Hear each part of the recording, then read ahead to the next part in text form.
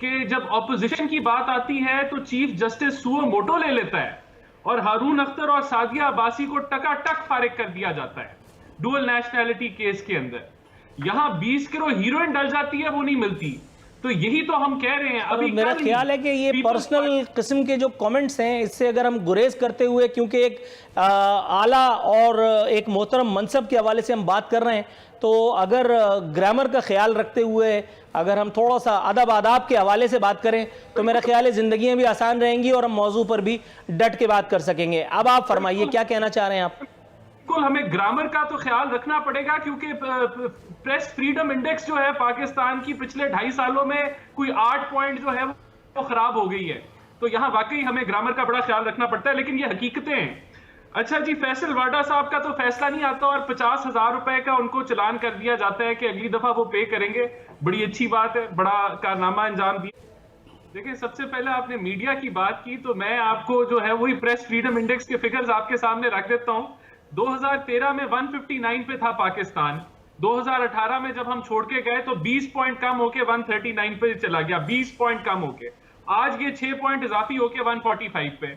तो मुझे कहने की जरूरत नहीं है, ये प्रेस फ्रीडम इंडेक्स जो है वो बता रही है कि मीडिया कितना आजाद किस दौर में था।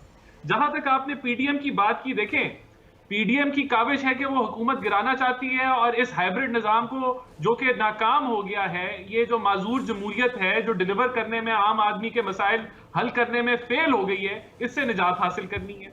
देखें, जो हुकूमत में है वो तो पीटीआई है, अवाम को डिलीवरी पीटीआई ने देनी है, पीडीएम ने नहीं देनी। अब जो पीडीएम का रास्ता है उस पर काफी मुश्किलात थी हैं और हम अपनी जद्दोजहद जारी रखेंगे। अब जो अपने हदफ चेंज करने की बात आई, बिल्कुल हमने कहा था कि हम सेनेट के इलेक्शन से पहले जो है इस्तीफे दे देंगे, लेकिन वो जब हमने देखा कि सेनेट जो है, एक तो उसका इलेक्शन लूज करने से हम सेनेट जो कि एक परमानेंट अदारा है जिसके अंदर से हम इस्तीफे नहीं भी दे रहे थे, उसका इलेक्शन स्किप करना नुकसानदेह है। तो हमने सोचा कि नहीं, हम इसको लड़ेंगे और इसी तरह जिमनी इलेक्शन में भी हम लड़ेंगे। लेकिन जो इस्तीफे देने की बात है वो आज भी हम आगे जाके दे सकते हैं। लॉन्ग मार्च हमने वादा किया था, वो हमने अनाउंस कर दिया कि 26 मार्च को लॉन्ग मार्च होगी। तो इम्तिहान जो है वो पीडीएम का नहीं है आरफरीन साहब, इम्तिहान हुकूमत का है और हुकूमत हर रोज फेल हो रही है, क्योंकि अवाम पूछ रही है कि कहां गई वो 1 करोड़ नौकरी। अभी तो 1 करोड़ नौकरी गुम हो गई और 50 लाख घर क्यों नहीं बनना शुरू हुए। तो हम तो अपनी काविश में लगे रहेंगे, इंशाल्लाह ताला हम जरूर टक्कर लेंगे कि इस निजाम को हाइब्रिड होने से बचाएं, क्योंकि ये हाइब्रिड निजाम अब आगे नहीं चल सकता और ना चलेगा, और अगर ऐसे ही चलता रहा तो मुल्क तबाह हो जाएगा। कुछ कहना चाहेंगे? मैं जरूर कहना चाहूंगा। मुझे एक तो खुनजादा साहब की आवाज नहीं आ रही, तो मैं पेट्रोल के ऊपर बात करना चाहूंगा। इन्हीं का वजीर खजाना बना असद उमर जो कहता था कि 40 रुपए का पेट्रोल होना चाहिए। आज इनसे मैं बता देता हूं पेट्रोल महंगी होने की असल वजह क्या है।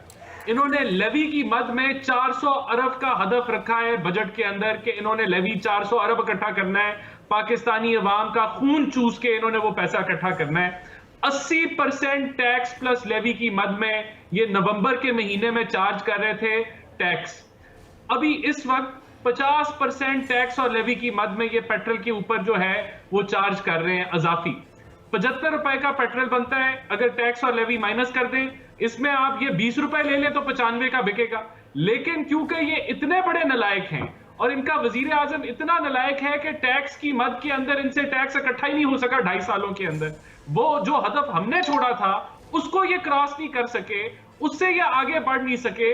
पहली दफा पाकिस्तान की तारीख में 2 साल टैक्स कलेक्शन बढ़ी नहीं, और इस साल भी जो बढ़ रही है 6 या 7%, उससे ज्यादा तो इन्फ्लेशन है, यानी कि रियल मानी में नेगेटिव टैक्स ग्रोथ है। तो इसलिए ये पाकिस्तानी अवाम का खून चूस रहे हैं और पेट्रोल महंगा करी जा रहे हैं, क्योंकि इन्होंने टैक्स में जो पैसा पूरा नहीं कर रहे हैं वो इधर से इन्होंने लेवी की मद में पूरा करना है।